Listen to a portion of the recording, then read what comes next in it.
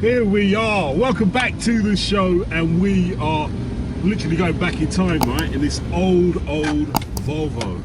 What exactly is going down, Sean? We are back in 1937 in this fantastic, wonderful old Volvo Pv 51.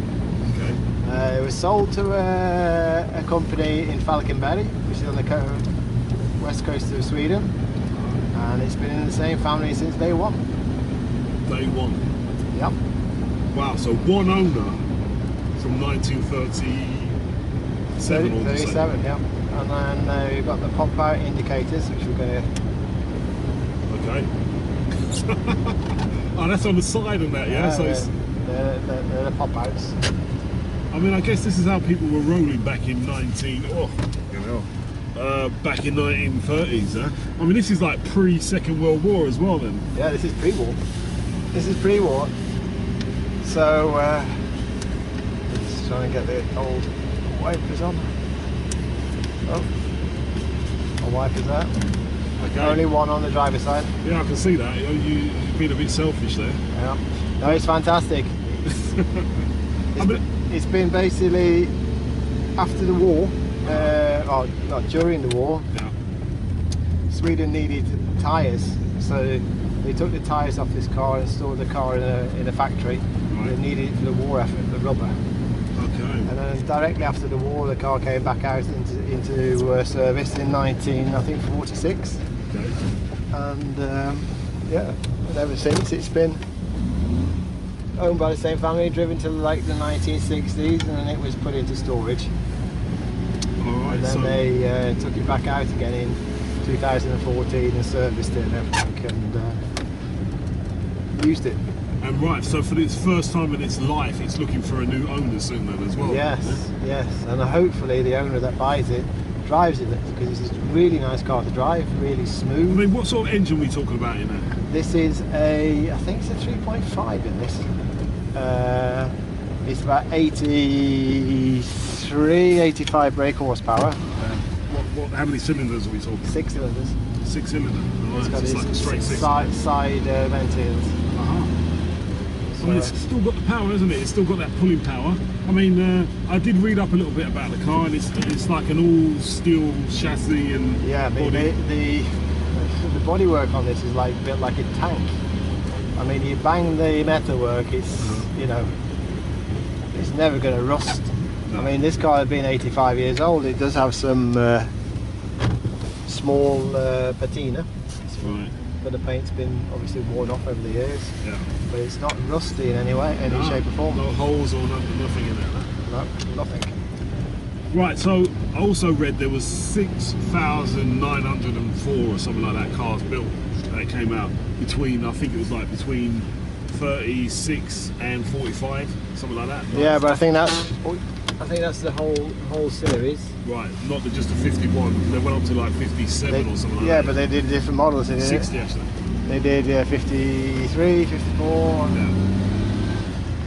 and everything. So this, I think on the 51, I think they made like 1,700. Okay. And out of that, there can't be that many left, can there? I mean, There are some left, but unfortunately they're all in museums.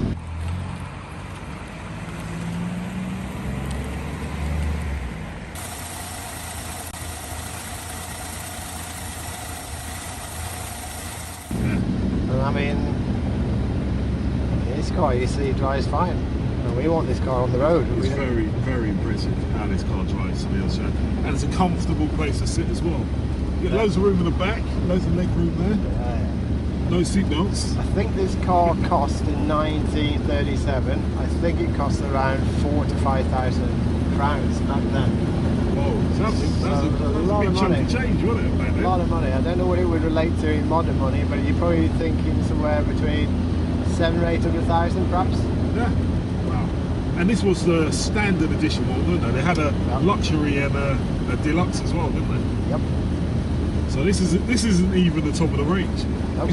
Not at all. I mean, you look at the clock here. It's like it's so retro, but I mean, we've seen things like this come back into fashion as well, haven't we?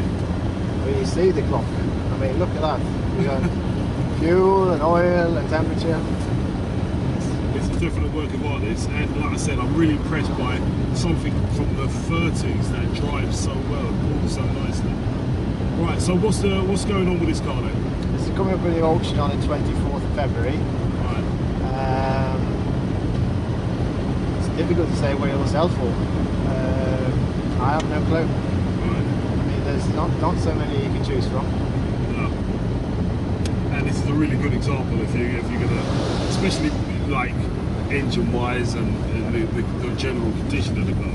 Exactly. And the fact that there's no rust on it, and the fact the interior is great. It's absolutely fantastic in there. It's totally original. So it's perfect. Right, so looking for a new home. No power steering on there though, no? No, I don't think it was quite invented at that time. So you need a bit. It gives you a bit of a workout.